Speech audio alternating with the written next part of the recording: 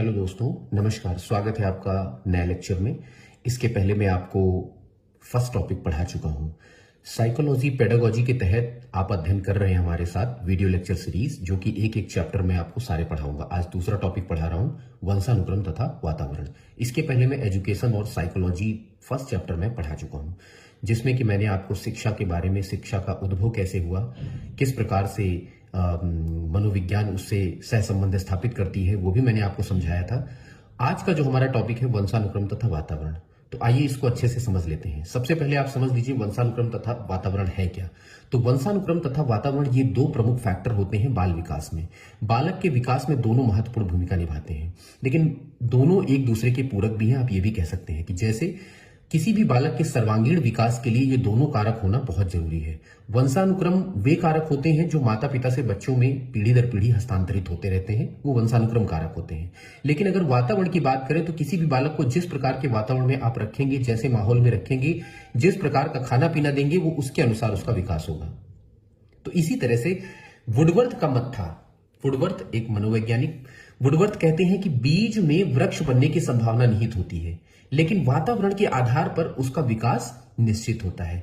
दोनों में किसी एक के अभाव में सर्वांगीण विकास संभव नहीं होता है। तो ये बात आप ध्यान रखेंगे। मैं आपको बता देता हूं, ग्रेगर जॉन मेंडल वंशानुगत नियमों के जनक माने जाते हैं, और इन्होंने एक पुस्तक प्रकाशित की थी 1866 ईस्वी में, annual proceedings of the natural history society of ब्रून।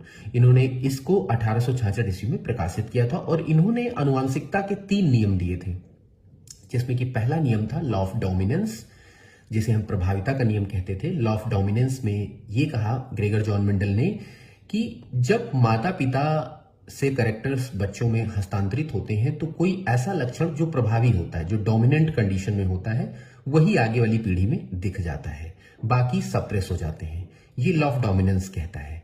जैसे माता पिता में कोई एक व्यक्ति लंबा है, चाहे मां लंबी हो या पिता लंबा हो, तो दोनों के संयुग्मन से जो बनी हुई संतान होगी, उसमें अगर जो लंबाई है वो डोमिनेंस में है तो डोमिनेंस में बच्चे की लंबाई दिखेगी, और अगर लंबाई जो है वो सप्रेसिव कैरेक्टर में आ जाएगा तो डेफिनेटली बच्चों में लंबाई नहीं देखने को मिलेगी। तो ये ग्रेगर जॉन मेंडल का पहला नियम था। ग्रेगर जॉन मेंडल ने अपना प्रयोग पाइसम सटाइवम या मटर के पौधे पर किया था, जिसे हम उद्यान मटर भी कहते हैं, उस पर उन्होंने अपना प्रयोग किया था। दूसरा नियम था लॉ ऑफ सेग्रीगेशन, यानी उन्होंने बताया था कि जो लक्षण होते हैं वो सेग्रीगेट होकर दिखते हैं, अलग अलग आपको प्रत्यक्ष दिखेंगे बिल्कुल characters one generation to next में जब ट्रांसफर होते हैं। इसी तरह से लॉ ऑफ स्टार्टिंग एशॉर्टमेंट इन्होंने अपना थर्ड नियम भी दिया था। इसमें भी